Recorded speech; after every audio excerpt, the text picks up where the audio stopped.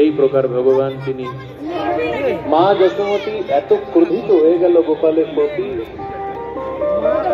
যে গোবিন্দকে একবার দণ্ড দেওয়ার জন্য মা যশোদা ভগবানকে উদুফলের সাথে বন্ধন করেছে, যে লীলাকে আমরা সবাই দামবন্ধন লীলা বলে জানি। কার্তিক মাসের অমাবস্যা তিথির প্রাতে মা যশোদা নিজে মাখন তৈরি করছিলেন। গোপাল এসে মা যশোদার কাছে স্তনদুগ্ধ কামনা করলেন। মা যশোদা দুগ্ধ পান করাচ্ছিলেন, এমনই সময় পাশে যে দুগ্ধ বসানো ছিল অগ্নিতে, সেই দুগ্ধ পড়ে যাচ্ছে। চলে যাচ্ছে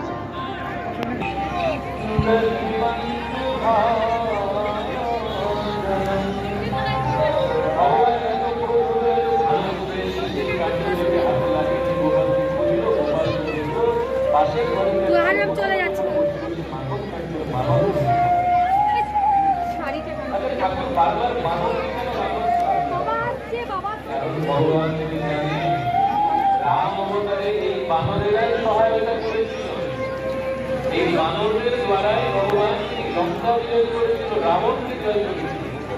পুরো রাম বনবাসী ছিল, সেই অবস্থায় তো ভগবান অলমন গন্ধ ছাড়া তিনি খাওয়াতে পারেনি। আজকে ঠাকুর রাজ সেই মানবের মাতৃ বলনা রাজ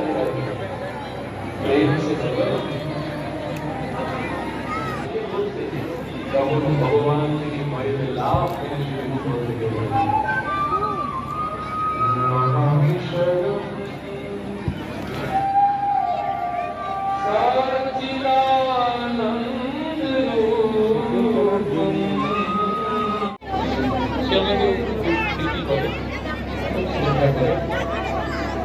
তাকে আমি দায়িত্ব দিয়ে এসেছি যে দামোদরের কাছে প্রতিদিন তোমার সরকারি চাকরিজীবী তার সময়ের অভাব থাকে তাকে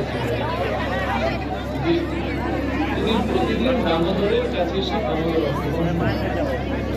যখন সময় পাবে, যদি মুখস্থ হয়ে যায় নামাজের তখন পাঠ করতে হবে, চার দাপ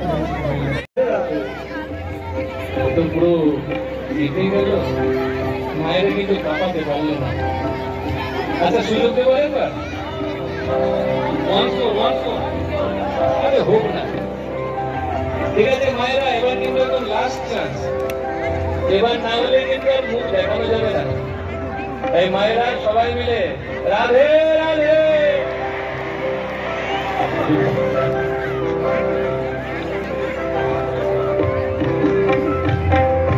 শোনো বাবা, প্রথমবারে জয় হয়েছে মনে, কিন্তু বেশি উৎফুল্লিত হয়ে না, এবার হেরেও যেতে পারা যায়।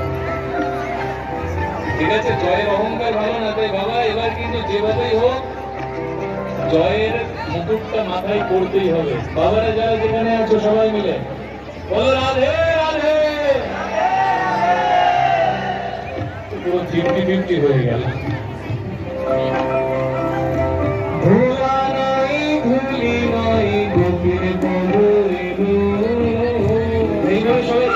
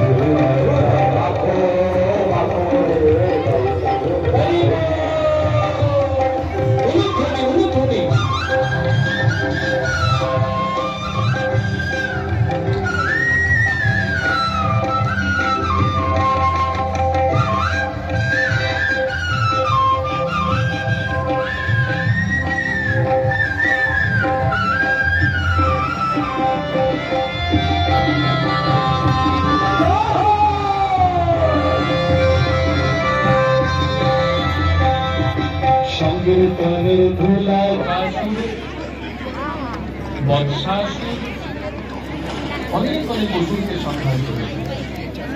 একদিন ব্রহ্মা আসলেন ঠাকুরকে পরীক্ষা করতে। ব্রহ্মা তিনি ভগবানের গোবৎস হরণ করলেন, সমস্ত সভাদিকে হরণ করে ব্রহ্মলোকে রাখলেন। কেউ টেরই পেলেন না যেটা স্বয়ং সবার ঠিক আছে। 1 বছর পরে যেমন ছিল তেমন দেখে ব্রহ্মা তিনি করজোর করে ভগবানকে স্তুতি করলেন।